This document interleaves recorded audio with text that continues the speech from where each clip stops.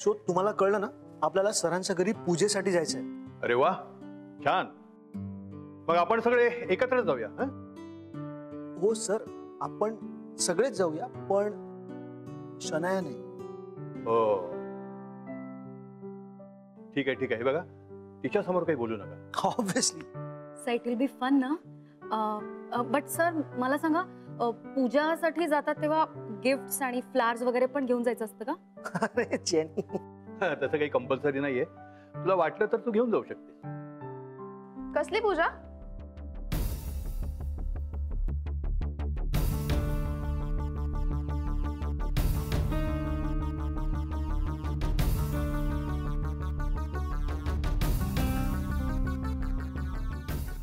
अरे कोणाकडे पूजा?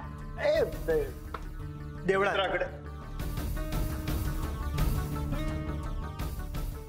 नक्की काय आहे? कोणाकडे पूजा? जेनी कोणाकडे? Pooja,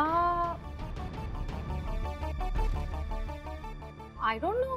jenny, what are you saying? Yeah you were just talking about it. मी ऐकलं ना, पूजेबद्दलच बोलत होता ना काहीतरी. रिलॅक्स यार शनाया. काय तू जेनी, तू काय ते ईमेल केलंस का? हा, आणि सर प्लीज तुम्ही सांगा आता, काय कुठे पूजा काय?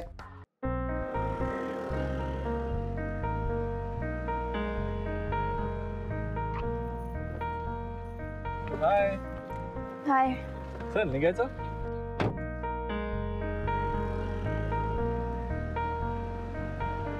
येस मॅडम, बोला कुठे जायचं? काय घरी सोड ना मला. अगं काही काय, घरी वगैरे नाही जायचं. आपण मस्तपैकी शॉपिंगला जाऊया.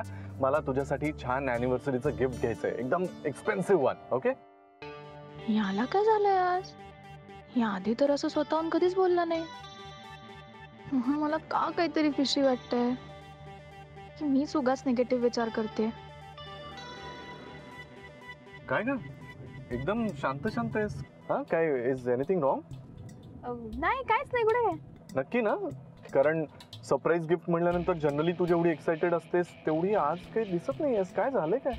अरे नाही नाही, तसं काय नाही. Very happy.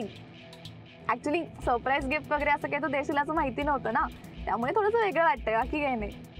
नक्की ना? हो हो. बघ, आय ट्रस्ट यू.